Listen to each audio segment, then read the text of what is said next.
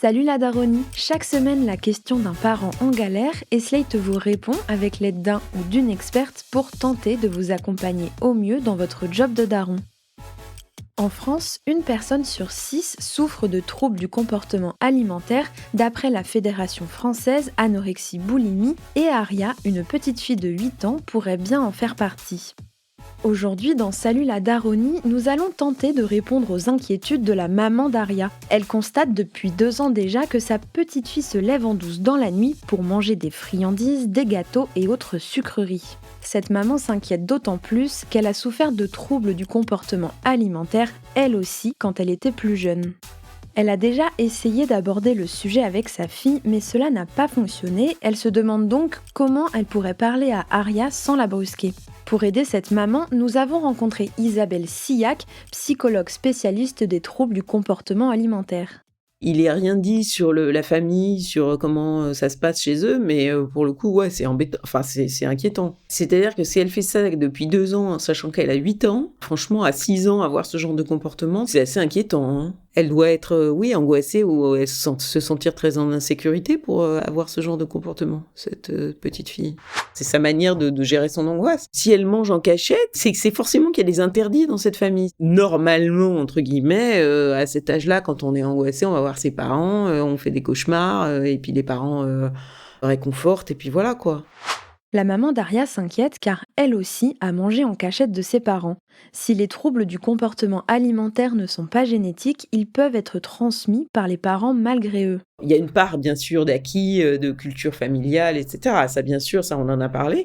J'allais dire, il y a aussi une part de destinée personnelle, hein. Il y a des gens qui, c'est l'alcool, d'autres, c'est la cigarette, il y en a, c'est l'alimentation. Enfin, c'est vraiment... Vous savez, les personnalités gourmandes. Il y a des gens qui sont gourmands. Bon, il y a des gens qui sont gourmands, ils gèrent ça, ça va.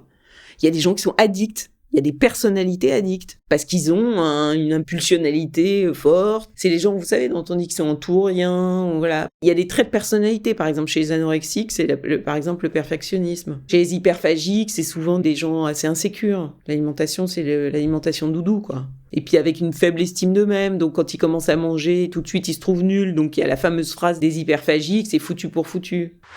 Pour Isabelle Sillac, une des solutions pour cette maman est de rassurer sa fille. Elle doit lui dire « Quand ça ne va pas la nuit, viens me parler ». Car la communication, ou plutôt le manque de communication, est une des sources de développement des troubles du comportement alimentaire. La rassurer avant tout, lui dire que quand ça va pas la nuit, elle peut aller la voir, elle peut lui parler, enfin...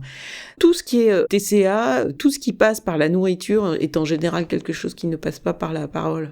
C'est-à-dire, c'est pour ça qu'il y a cette fameuse expression qui paraît un peu étrange, qui est de manger ses émotions. C'est manger à la place d'exprimer, quoi. On n'est pas bien, on sait pas comment exprimer le truc, et manger, ça colmate, en fait. D'après l'Institut national de la santé et de la recherche médicale, les troubles du comportement alimentaire se développent en moyenne entre 14 et 17 ans, donc plutôt vers l'adolescence. Mais ils peuvent aussi apparaître pendant l'enfance, comme pour Aria. Plus c'est précoce, plus c'est grave, malheureusement. L'anorexie classique qui se déclenche à l'adolescence parce que le corps change, parce qu'on est mal dans sa peau, parce que...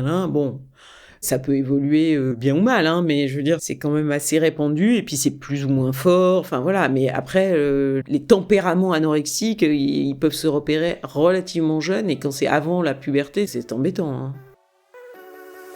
On espère que ça aidera tous les parents dans le même genre de situation.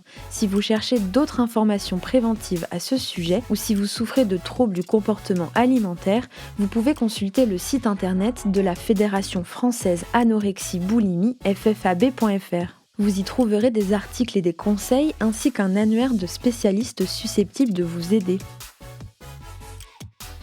C'était Salut la Daronie, un podcast de Slate Podcast. Salut la Daronie est adapté d'une chronique de Slate.com, à la direction éditoriale Christophe Caron, à la production éditoriale Nina Pareja, à l'écriture, la présentation et la réalisation Mona Delahaye.